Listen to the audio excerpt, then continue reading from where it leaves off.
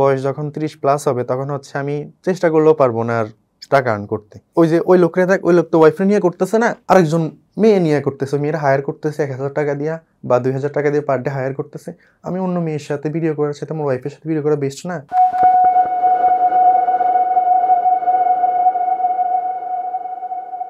সুপ্রিয় দর্শক, মানি রুলসের আজকের প্রোগ্রামে আপনাদের স্বাগতম।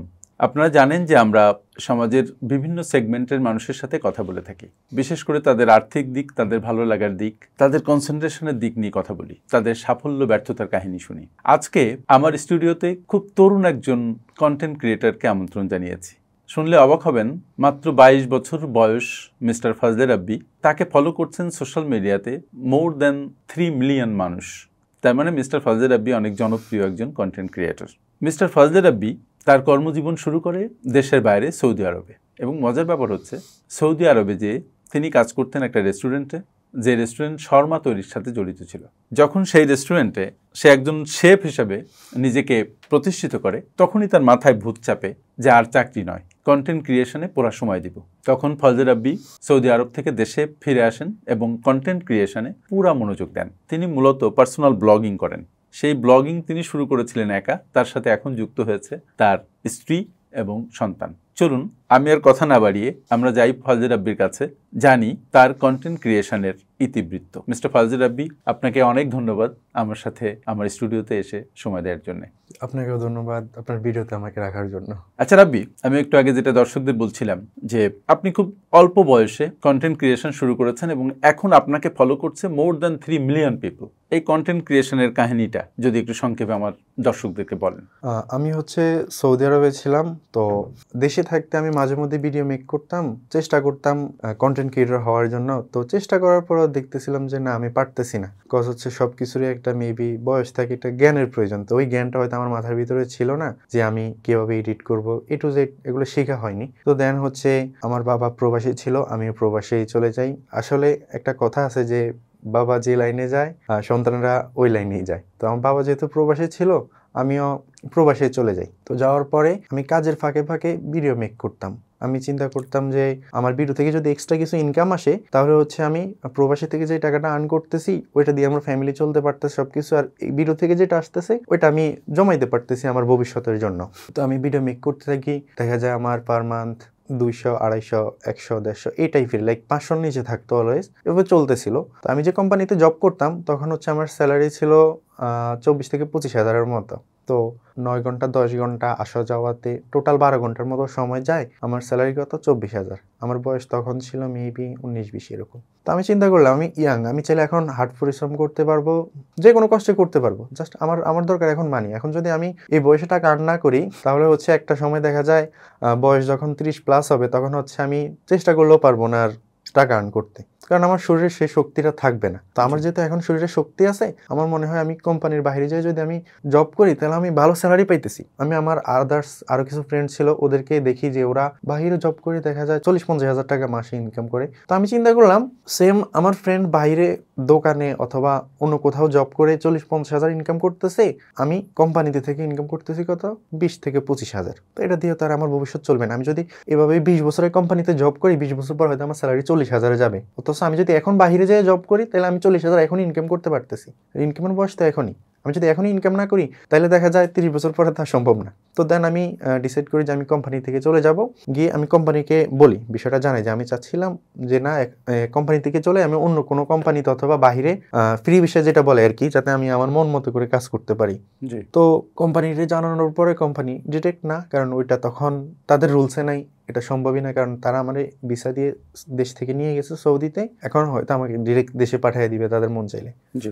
তো এটা তো আমি চাচ্ছিলাম। এখন আর তারা লাইক একটু রাগ অভিমান, কোম্পানির যারা ছিল মোটামুটি ম্যানেজার যারা ছিল, মানে আমাদের সাইডের ম্যানেজার, ফোরম্যান বলে যেটাকে আর কি, তাদেরকে জানানোর পরে আমি তখন হচ্ছে একটা ক্যাটারিং কোম্পানিতে ছিলাম। তখন আমি হচ্ছে তখনও শেফ ছিলাম ফ্রুট সেকশনের। তো বাংলাদেশে হয়তো দেখা যায় খাবারের আইটেম যেমন হচ্ছে কি কাচ্ছি আলাদা, তারপর হচ্ছে মোরগ পোলাও আলাদা। তো সৌদি আরবে কিন্তু ফ্রুট সেকশনের শেফ আলাদা থাকে, আচ্ছা লাইক শুধু ফ্রুটস নিয়ে কাজ করে, কাটাকাটি, সাজানো, ডেকোরেশন করা সুন্দরভাবে। তো আমি তখন ওইটার শেফ ছিলাম।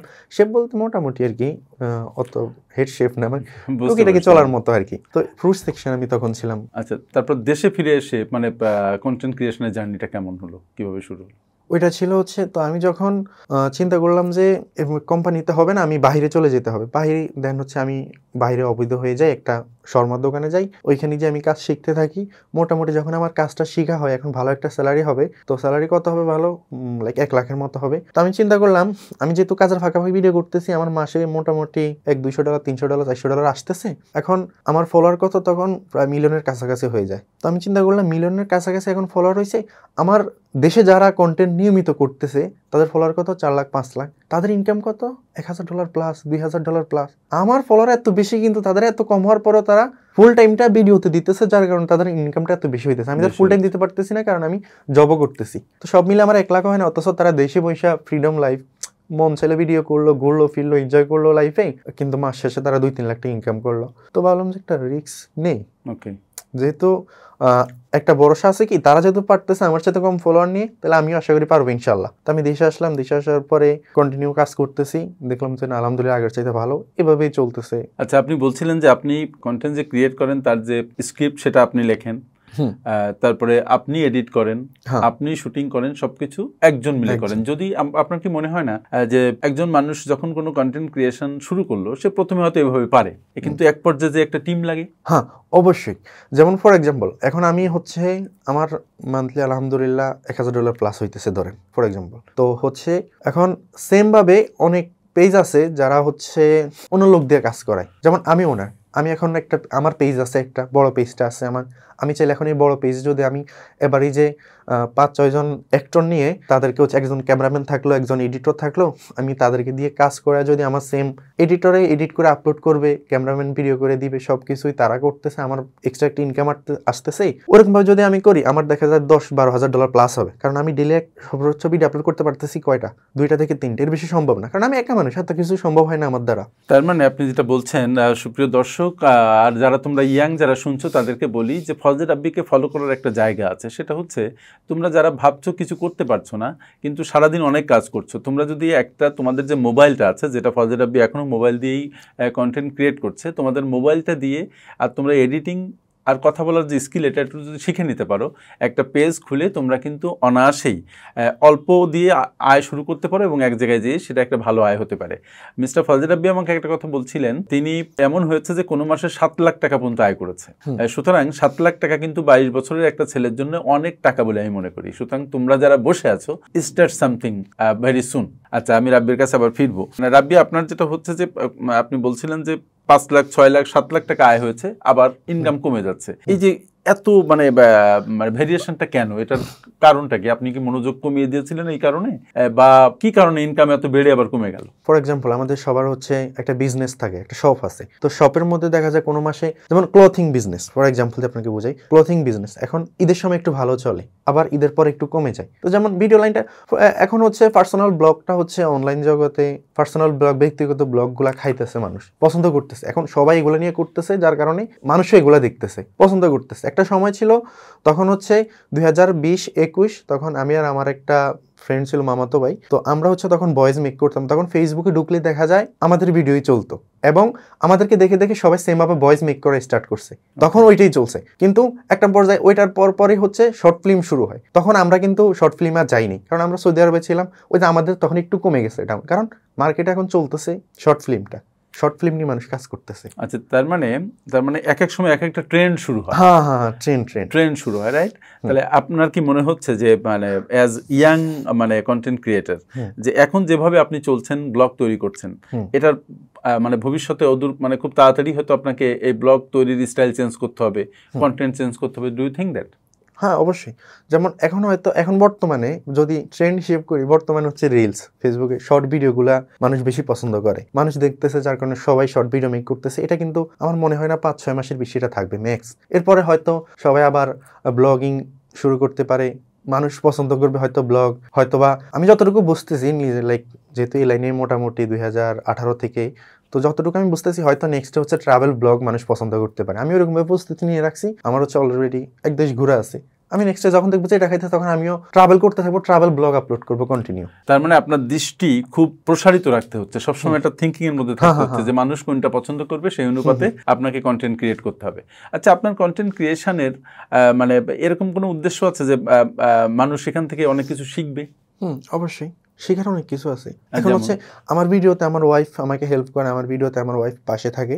এখন হচ্ছে দেখা যায় এটার জন্য দেখা যায় হয়তো আপনি আমাকে জিজ্ঞেস করবেন ওয়াইফকে নিয়ে জ্ঞান করতেছেন, এখন আরেকজন লোক বলবে যে ওই লোকরে দেখ, ওই লোক তো ওয়াইফকে নিয়ে করতেছে না, আরেকজন মেয়ে নিয়ে করতেছে, মেয়েরা হায়ার করতেছে 1,000 টাকা দিয়া বা 2,000 টাকা দিয়ে পার ডে হায়ার করতেছে। আমি অন্য মেয়ের সাথে ভিডিও করার সাথে আমার ওয়াইফের সাথে ভিডিও করা বেস্ট না?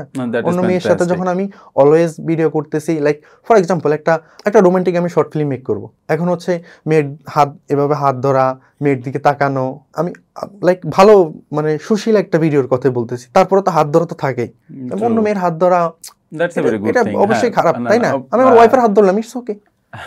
যাক, হ্যাঁ, সেটা একটা প্রসঙ্গ। আচ্ছা, আমি আপনার সাথে এতক্ষণ কথা বলছিলাম, সুপ্রিয় দর্শক, আজকে মূলত রাব্বি আমার কাছে এসেছিলেন যে আমি যদি পার্সোনাল কনসালটেশন করি ফিনান্সের, সেই ব্যাপারে কথা বলতে। এই কথা বলতেই আমার তখন মাথায় আসলো যে আপনাদের সাথে রাব্বিকে পরিচয় করিয়ে দিই, সেজন্যই কিন্তু রাব্বিকে স্টুডিওতে আমন্ত্রণ জানানো মূলত। তো রাব্বি, আপনার কাছে আমি একটা বিষয় জানতে চাই যে পার্সোনাল ফাইন্যান্স ম্যানেজমেন্ট যে ইস্যুটা, এটা কতটা গুরুত্বপূর্ণ বলে আপনার মনে হয়? অবশ্যই।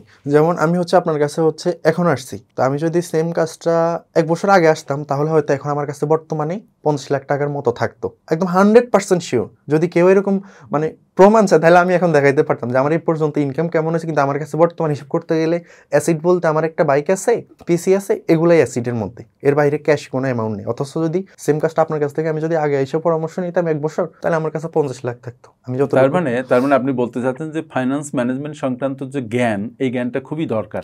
অবশ্যই 100। এবং আমি আপনাকে অনুরোধ করব, আপনার মাধ্যমে আমার দর্শকদেরকে অনুরোধ করব যে আপনারা যারা ফিনান্সিয়াল লিটারেসি সম্পর্কে মানে উদাসীন, তাদেরকে বলবো যে এই জ্ঞানটা আপনারা অর্জন করেন, এটা পড়েন, আমাদের ভিডিও দেখেন, অন্যদের ভিডিও দেখেন এবং সেমিনারে অ্যাটেন্ড করেন, বিভিন্ন ইউটিউব ভিডিওস দেখেন, দেখে আপনারা এই জ্ঞানে ঋদ্ধ হন। এটা আপনার মানে আপনার জীবনকে আর্থিক সমৃদ্ধিতে বিশেষ করে দারুণভাবে হেল্প করবে। রাব্বির কাছে আরেকটা প্রশ্ন আমার, যে যারা নতুন, একেবারে আপনিও নতুন ইয়াং ছেলে, যারা একেবারে নতুন কন্টেন্ট ক্রিয়েশনে আসছে, তাদের সম্পর্কে আপনার উৎসাহমূলক বা উদ্দীপনামূলক কোনো অ্যাডভাইস আছে কিনা? অবশ্যই। আমার মতে প্রথম অবস্থা হচ্ছে আপনি যদি অন্য কোনো জব করে থাকেন, জবের পাশাপাশি করেন, যখন দেখবেন একটা পর্যায়ে মোটামুটি আর্নিং মোটামুটি হইতেছে, আপনি বুঝতেছেন যে আপনি যদি ফুল টাইমটা ভিডিওতে ফোকাস করেন তাহলে হচ্ছে আপনি ভালো একটা আর্নিং আনতে পারবেন, তাহলে আমার মতে তারপর হচ্ছে আপনি জবটা ছেড়ে দিয়ে ভিডিওতে মনোযোগ দিলেন, ফ্রিডম একটা লাইফ পাচ্ছেন, ভিডিও করলেন, ঘুরলেন ফিরলেন। যদি পার্সোনাল ব্লগ করেন তাহলে তো জোস, আপনি কোথাও ঘুরতে যাওয়াটাই হচ্ছে আপনার প্রফেশন, তখন ঘোরাও হবে, ইনকামও হবে, দুইটাই। ভেরি ভেরি মানে ওয়েল সেড, যে ব্লগিং করলে যে ঘুরতে গেলেন সেটাই আপনার প্রফেশনের অংশ, মানে যেটা আপনি ভালোবাসছেন সেই কাজটা আপনি করতে পারছেন। তবে এখানে একটা বিষয় হচ্ছে, ব্লগিং করা বা কন্টেন্ট ক্রিয়েট করা কিন্তু সবার কাজ না। আপনারা যারা গভীর মনোযোগ দিয়ে এই কাজগুলো করতে পারবেন এবং যাদের একটা পারপাস থাকবে, যারা মনে করবেন যে তাদের জীবনে এটা লক্ষ্য এবং এটা মানুষকে উপকৃত করবে, মানুষের জীবনে ভ্যালু অ্যাড করবে, তারাই আমি মনে করি তাদের জন্য কন্টেন্ট ক্রিয়েশন ঠিক আছে। সুতরাং আজকে আমরা এখানে শেষ করব। Mister Fazle Rabbi, thank you very much, আমাকে অনেক সময় দিয়েছেন। আপনার সাথে আবার দেখা হবে কোনো একটা প্রোগ্রামে, ইনশাআল্লাহ। Thank you.